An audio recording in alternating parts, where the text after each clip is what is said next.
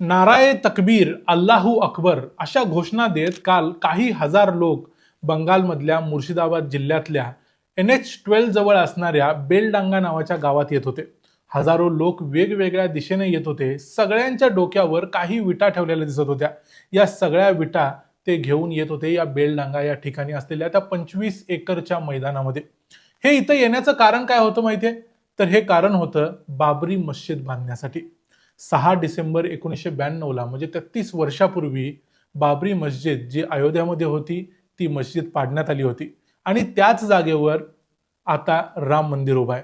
त्यामुळं आता काही राजकारण्यांनी विशेषतः बंगालमधल्या TMCच्या काही राजकारण्यांनी घोषणा केली होती की बंगालमध्ये मुर्शिदाबादमध्ये एक नवीन बाबरी मस्जिद उभारली जाईल आणि ती 6 डिसेंबर 2025ला त्याचा पाया घातला जाईल. त्या पायाभरणीसाठी हे लोक विटा घेऊन येत होते. 70 वर्षांपासून भारतात चालू असलेला म्हणजे स्वतंत्र भारतात 1949 पासून चालू असलेला बाबरी मशिदीचा प्रश्न आत्ताच काहीसा सुटला होता. त्यानंतर नवीन एक बाबरी मस्जिद आता उभी राहते आहे आणि ती देखील या राजकारणाचा केंद्रबिंदू असणार आहे, विशेषतः बंगालच्या राजकारणाचा केंद्रबिंदू असणार आहे, कारण पुढच्या वर्षी बंगालमध्ये निवडणूक आहेत. हे सगळं का होतंय? या सगळ्या लोकांना कुणी बोलवलं होतं? या कार्यक्रमाचं आयोजन करणारा आणि या सर्व लोकांना बोलवणारा व्यक्ती होता TMC या पक्षाचा आमदार, जो आता सस्पेंडेड आहे, तो हुमायून कबीर. आता हुमायून कबीर कोण आहे? हा सगळा कार्यक्रम काय होता? हा पायाभरणी झाली का की नाही झाली की पोलिसांनी अडवलं? सगळं पाहूया आजच्या या व्हिडिओमध्ये. मी आहे रणजित यादव आणि तुम्ही पाहताय द मराठी बाणा. बंगालमध्ये पुढच्या वर्षी 2026ला विधानसभेच्या निवडणुका आहेत. त्या अगोदर बंगालमधलं राजकीय वातावरण तापायला सुरुवात झालेली आहे. बंगालमधल्या राजकारणाला नेहमी अशा पद्धतीचं पोलरायझेशनचा एक इतिहास आहे. बंगालमध्ये काही महिन्यांच्या पूर्वी बंगालच्या मुख्यमंत्री ममता बॅनर्जी तिथल्या मुस्लिमांना उद्देशून म्हणाल्या होत्या की तुम्हाला अल्लाची कसम आहे जर तुम्ही BJPला मतदान केलं तर. त्यामुळे बंगालमध्ये अशा गोष्टी होत असतात आणि हे जे हुमायून कबीर होते हे TMCचे आमदार होते. त्यांना 4 डिसेंबरला म्हणजे 2 दिवसापूर्वी ममता बॅनर्जींनी सस्पेंड केलेलं आहे, म्हणजे निलंबित केलेलं आहे. या हुमायून कबीर यांनी या सर्व लोकांना बोलवलं आणि त्यांच्या आमंत्रणावरून काही हजार लोक आले. त्यांनी म्हटलं होतं की 3 लाख लोक येतील, पण 3 लाख नसले तरी भरपूर लोक तिथं उपस्थित होते. या सर्वांच्यासाठी एक मोठा स्टेज आखला गेला. या स्टेजचा खर्च जवळजवळ 10 लाख होता.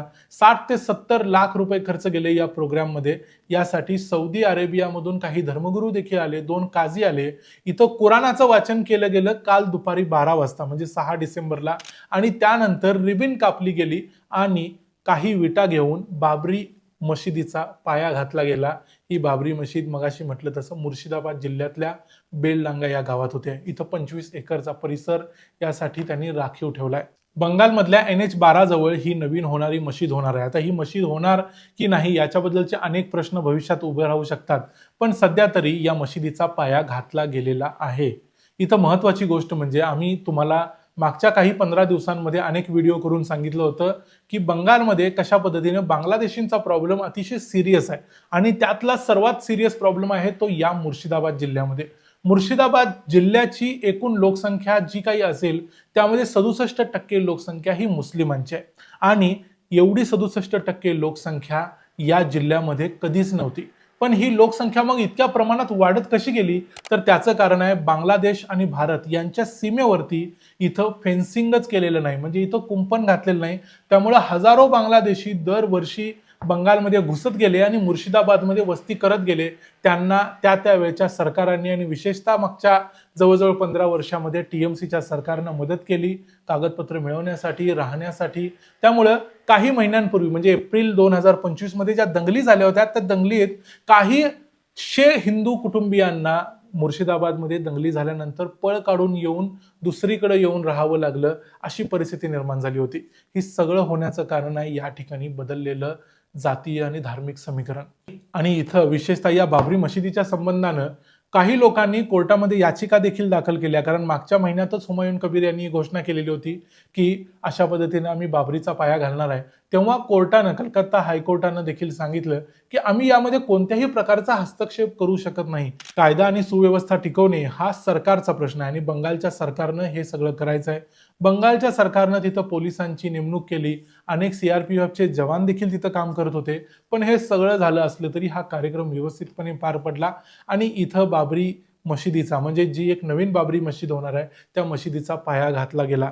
तर हे सगळं राजकारण करणारे आणि आता सध्या संपूर्ण देशामध्ये चर्चेचा विषय असणारे हुमायून कबीर हे कोण आहेत?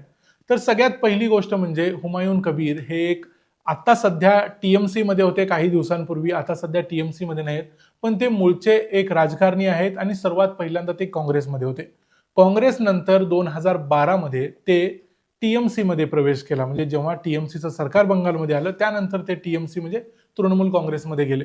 टीएमसी मध्ये काही वर्ष त्यांनी काढली, त्यानंतर त्यांनी ममता बॅनर्जींच्यावर टीका केली. ते म्हणायला लागले की ममता बॅनर्जी मुख्यमंत्री होण्यास लायक नाहीत, त्यामुळे त्यांनी आपला कारभार आता दुसऱ्या कोणाकडे तरी सोपवावा. त्यानंतर 2015 मध्ये त्यांना टीएमसी मधून हाकललं गेलं. 2018 मध्ये तुम्हाला विश्वास बसणार नाही, याच हुमायून कबीर यांनी बीजेपी मध्ये प्रवेश केला आणि बीजेपीच्या तिकिटावर 2019 ची लोकसभा निवडणूक मुर्शिदाबाद मधून लढवली आणि त्यांचा पराभव झाला. 2019 ते 21 ते बीजेपी मध्ये होते.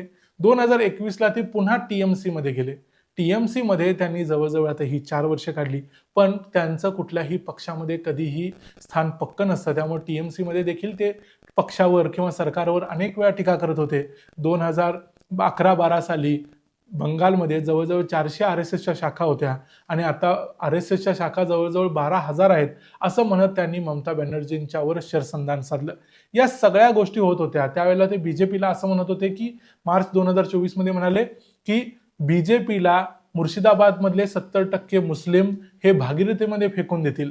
म्हणजे अशा प्रकारची प्रक्षोभक विधानं करणं ही हुमायून कबीर यांची सवय आहे. बाबरी मशिदीचा त्यांना एवढा पुळका का आलाय याचं आणखी एक कारण असू शकतं की इतिहासामध्ये बाबराच्या मुलग्याचं नाव हुमायून होतं, त्यामुळे त्यांना बाबरी मशिदी म्हणजे आपल्या बापाचीच मशीद आपण बांधतोय असं काहीतरी एक विचार त्यांच्या डोक्यात आला असावा, म्हणून त्यांनी हा विषय सिरियसली घेतलेला आहे.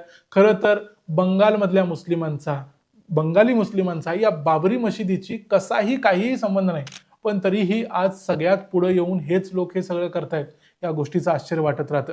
आता बंगालमध्ये टीएमसी आणि बीजेपी यांच्यामध्ये हा सगळा वाद चालू आहे. टीएमसी म्हणते आहे की हा हुमायून कबीर हा बीजेपीचा एजंट आहे आणि बीजेपी साठी तो काम करतोय, म्हणून धार्मिक भावना भडकवण्याचं काम करतोय. त्याचवेळी बीजेपी म्हणते आहे की बंगालमध्ये ममता बॅनर्जींच्या पक्षातले अनेक लोक अशा पद्धतीच्या कारवाया करतात, त्यामुळे ममता बॅनर्जींनी त्यांचाच एक व्यक्ती आता जो फ्रीलान्सर आहे, म्हणजे त्याला पक्षातून काढल्यामुळे तो फ्रीलान्सर आहे, फ्रीलान्सरच्या माध्यमातून आपला अजेंडा राबवण्याचं काम ममता बॅनर्जी करतायत आणि मुस्लिमांचं लागून चालन करतायत. हे सगळं होत असून 2026 मध्ये बंगालची निवडणूक होणार असल्यामुळं हा सगळा वाद येणाऱ्या काळात वाढत जाणार आहे. वातावरण किती पेटतं किंवा नाही पेटत हे येणाऱ्या काळात समजेल, पण काही असलं तरी भारताच्या राजकारणात आत्ता शमलेला बाबरी मशिदीचा मुद्दा आता पुन्हा नव्यानं तापलाय, एवढं मात्र नक्की. पण हे सगळं झालं असलं तरी या बाबरी मशिदीच्या मुद्द्यावर हुमायून कबीर यांनी जे काही केलंय त्याच्याबद्दल तुमचं काय मत आहे आणि खरोखर या मशिदीचा किंवा या मशिदीचा पाया घालण्याची जी घटना काल घडली त्याचा फायदा कुणाला येणाऱ्या काळात होईल हे तुम्ही सांगू शकता का? नक्की ममता बॅनर्जींना त्याचा फायदा होईल की बीजेपीला त्याचा फायदा होईल? नक्की दोघांच्यापैकी कुणाला तरी याचा फायदा होणार आहे? तुम्हाला काय माहिती आहे किंवा तुमचा काय अंदाज आहे तो आम्हाला कमेंट्समध्ये जरूर सांगा. व्हिडिओ आवडला असेल तर व्हिडिओला लाईक करा, चॅनलला सबस्क्राईब करा. पुन्हा भेटू पुढच्या व्हिडिओमध्ये. तोपर्यंत पाहत राहा द मराठी बाणा. जय हिंद, जय महाराष्ट्र.